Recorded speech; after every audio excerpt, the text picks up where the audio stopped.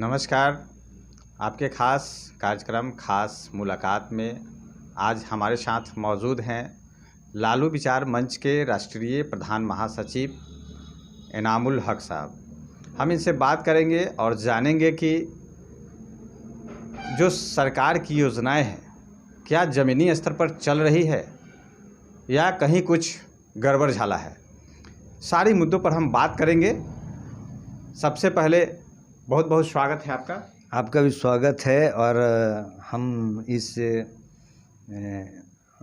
Channel का भी स्वागत करते हैं कि आपने हमें अपने स्टूडियो में बुलाकर हमें सम्मान दिया है।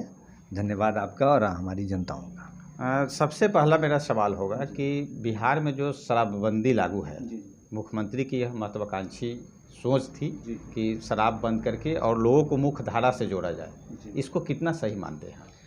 देखिए, जो उन्होंने शुरुआती दौर पे शराबबंदी हमारे माननीय मुख्यमंत्री नीतीश कुमार जी ने किया था, तो हम लोगों को ऐसा लगा था कि शराब बंद होने से हमारे बिहार में खुशहाली आएगी और जो व्यर्थ पैसा जो शराब में जाता है वो पैसा बचकर उनके घर में बच्चों के काम आएगा।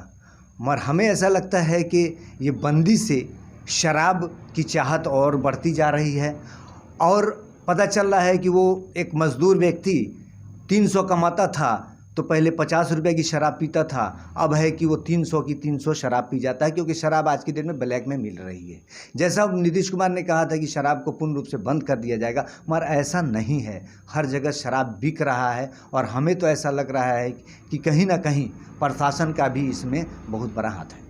बेरोजगारी को लेकर एक अहम अभी बात सामने आई कि जो 94,000 शिक्षकों की बहाली का जो मुद्दा काफ़ी दिनों से चल रहा है और तेजस्वी यादव ने भी लगातार इस मुद्दे को उठाया है, क्या लगता है आपको? देखिए, तेजस्वी जी ने तो मुद्दा बहुत अच्छा उठाया है कि जो भी बेरोज़गार हैं उनको रोज़गार मिलना चाहिए। उसके लिए कल हम एक फेसबुक पर देख रहे थे कि एक माले के कोई विधायक थे जो मांग कर रहे थे नीतीश कुमार जी से कि अभी तक उस माने बेरोज़गारों की मांग पूरी नहीं हुई है। इसलिए हम लोग चाहेंगे कि पार्टी स्तर से, और मैं तेजस्वी यादव जी से भी अनुरोध करना चाहता हूं कि हम लोग मिलजुल कर उन बेरोज़गारों के लिए ज़रूर लड़ें, क्योंकि हमारे बिहार में खुशहाली आए और हम लोग एक अच्छे से जीवन व्यतीत कर सकें। युवा कोरोना को लेकर अभी हाल ही में कल बयान आया है तेजस्वी जी का कि वैक्सीन हम नहीं लेंगे, जबकि पीएम नरेंद्र मोदी जी भी वैक्सीन ले लिए हैं और बिहार सरकार के भी कई मंत्रियों ने वैक्सीन ले लिया है। क्या वजह है कि ये वैक्सीन लेना नहीं चाह रहे हैं? देखिए, अब कहने का मकसद है कि हमारे भारत के प्रधानमंत्री ने वैक्सीन ले लिया है और तेजस्वी यादव नहीं लेना चाहते हैं, तो ये उनका पर्सनल मैटर है। क्योंकि मैं तो उनके समक्ष रहता तो कुछ बताता, मगर हो सकता है कि उनके मन में कुछ अटपटा सा सवाल चलता हो सरकार के खिलाफ। उनका बयान आया है कि हम उस क्राइटेरिया में नहीं आते हैं, तो हो सकता है कि वो कोरोना से मुक्त होंगे या वो सेटिस्फाइड होंगे कि हमें कोरोना नहीं है, तो फिर वो वैक्सीन क्यों लेंगे? वैक्सीन उसे दिया जाए जो कोरोना पीड़ित है या कोरोना संक्रमित है।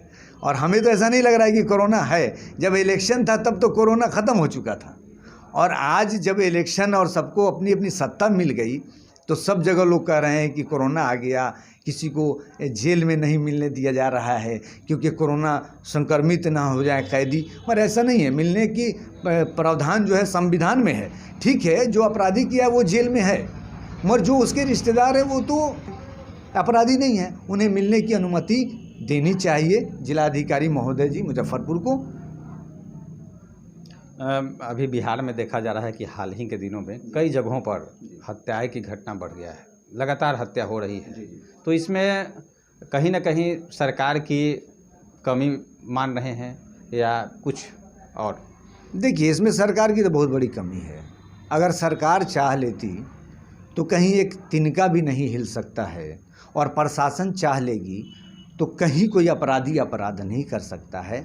इससे साफ जाहिर होता है कि सरकार और प्रशासन की मिली भगत से ही ये अपराध बढ़ रहा है। आखिर इसके पहले जो 10 साल 15 साल के रीजन में जो नीतीश जी का राज था, उसमें आम जनता कितना माने कि खुशहाल अपने को मानता था, 10 बजे रात तक 12 बजे रात तक का माने आज़ादी से घूमता था।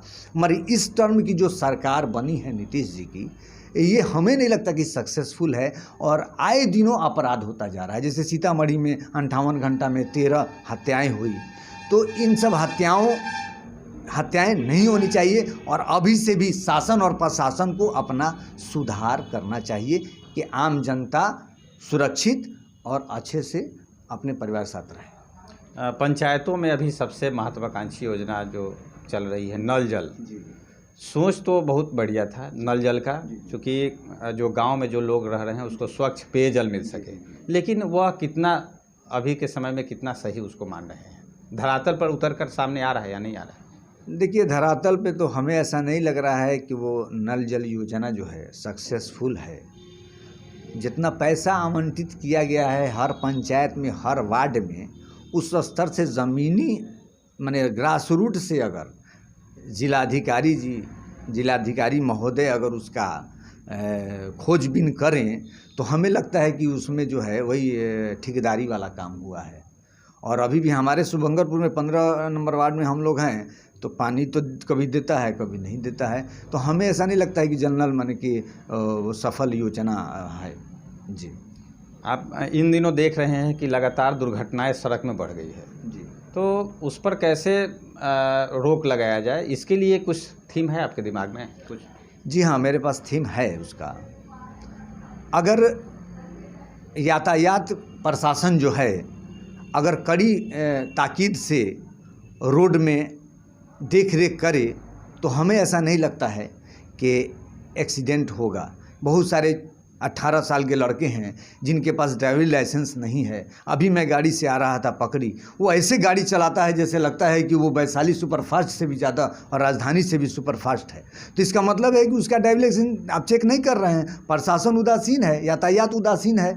तब आए दिनों जिसके पास लाइसेंस नहीं है, जो एकदम बेशऊर गाड़ी चलाएगा, तो आए दिनों हमारे रोड पर तो एक्सीडेंट होना ही है। और वो एक्सीडेंट क्या होता है कि वो अपना बिगाड़ते हैं, प्रशासन का क्या जाता है। जी, चलिए, बहुत बहुत धन्यवाद आपको हमसे जुड़ने के लिए। जी जी, थैंक यू आपका भी कि आपने अपने स्टूडियो में हमें बुलाया, मेरा इंटरव्यू लिया। मैं सब आपको भी और सारे आम जनताओं को, अपने मुजफ्फरपुर के सबको धन्यवाद ज्ञापन देता हूँ। Thank you. आप सुन रहे थे एनामुल हक साहब को, और इन्होंने स्पष्ट तौर पर कहा कि जो शराबबंदी जो सोच थी नीतीश कुमार की वह सही था, पर इसको अमली जामा सही तरीके से नहीं पहनाया गया। आगे भी हम किसी खास शख्सियत से आपको मुलाकात करवाएंगे। तब तक के लिए इजाज़त चाहते हैं अपने सहयोगी कैमरामैन सोनू शाही के साथ। रंजन कुमार, मुजफ्फरपुर।